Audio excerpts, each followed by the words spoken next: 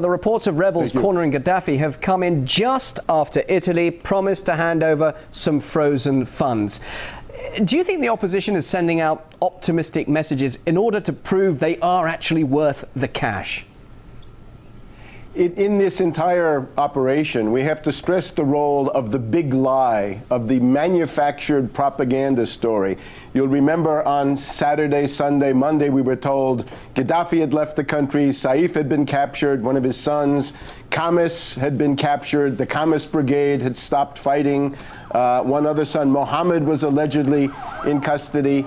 It turned out all to be a big lie. We even have pretty reliable reports that the initial photographs of the rebel rabble entering Green Square, that was actually a Hollywood soundstage located in Doha, Qatar, where these events were actually faked.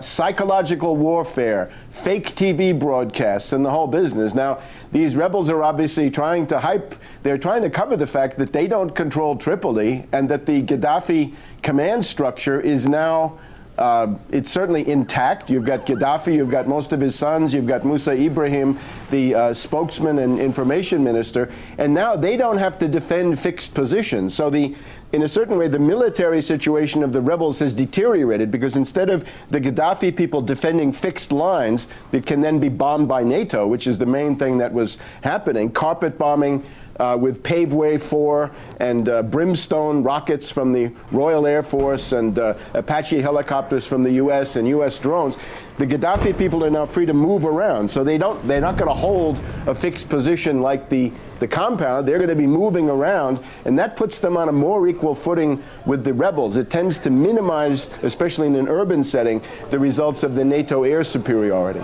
Can we talk about the U.S. agenda in all of this? In 2008, the then U.S. Secretary of State, Condoleezza Rice, she shared a late-night dinner with Gaddafi, opening what seemed like a new chapter in the U.S.-Libyan relations. And now the U.S. is at the forefront of this campaign to topple him, along with their NATO partners. How worried should other American allies actually feel at this point in the way that America has adopted this rather alternative viewpoint towards Libya? Well, we are, of course, in the throes now. We're in the 6th or 7th or 8th month of a campaign by the CIA and the State Department to essentially cripple or destroy or maim every nation state in the area by destabilizing their governments. And you remember their timetable was Ben Ali was supposed to fall in January. He did. They were able to get Mubarak out with some very heavy threats coming from Samantha Power and from Michael McFaul and people in the National Security Council giving orders to Field Marshal Tantawi. Gaddafi was supposed to fall in March. He has essentially gummed up the works. He has assumed a blocking position vis-a-vis the NATO subversion machine, and he's kept them tied up now for 6 or 7 months. If Gaddafi resistance were to subside, which I do not think will happen, these military assets that we presently see deployed in the central Mediterranean will be moved to the eastern Mediterranean, and there Hezbollah and Syria and ultimately Iran had better watch out because they're also targets. And remember, this then gets into Iran and also Russia because of that important naval station at Tartus, Syria, which is the base of the Russian Mediterranean Squadron.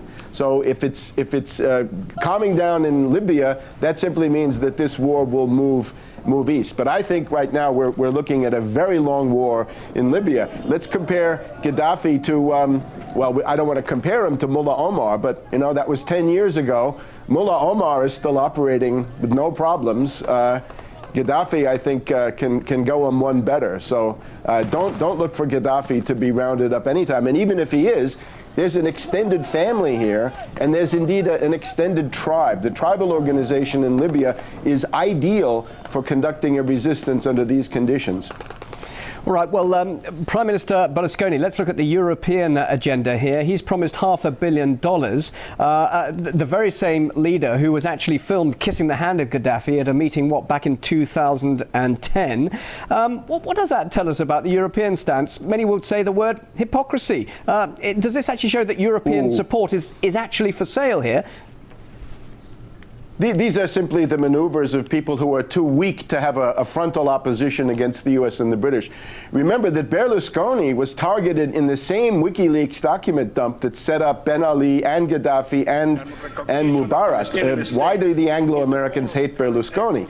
Because he's a close personal friend of Putin and because he's an active participant in the South Stream pipeline. Now, if we look at this Libyan adventure specifically, Italy is the biggest loser. Eni, E-N-I, the Italian state oil company founded by the great Enrico Mattei back in the 1950s, was the principal participant in the Libyan oil fields. And as you mentioned, the Italians relied on this, right? What you see right now is an attempt by the French adventurer Sarkozy and his group to essentially push the Italians out.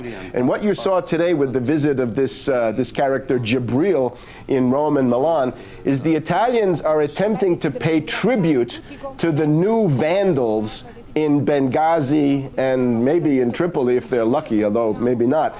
The new vandals are demanding tribute. So the Italians say, we'll give you money, we'll even give you free oil and gas. They're simply trying to counterbalance the inside track that the French have. If you look at this situation, though, you know, the last time you had the Vandals in North Africa, back in the 400s AD, the stuff that St. Augustine wrote about, when the Vandals took over what today would be Algeria, Tunisia, and Libya, they began delving then into Sicily, to Sardinia, to Corsica, and southern Italy. They eventually sacked Rome in 455. So we are now facing an Al-Qaeda sanctuary. If these rebels assert their power, we'll have an Al-Qaeda sanctuary in the Mediterranean. We're going to have Al-Qaeda pirates in the Mediterranean. The entire complexion of these places is going to change very, very rapidly. Italy will be the biggest loser. We saw some hint of that with the flux of the refugees into Lampedusa and similar islands. Something much bigger, but now mixed in with rebels who have all that money, the 80 billion, the weapons, and the support. Okay, Webster, we'll leave it there. Very interesting to hear your thoughts. Webster Tarpley joining us live there in Washington. Thank you.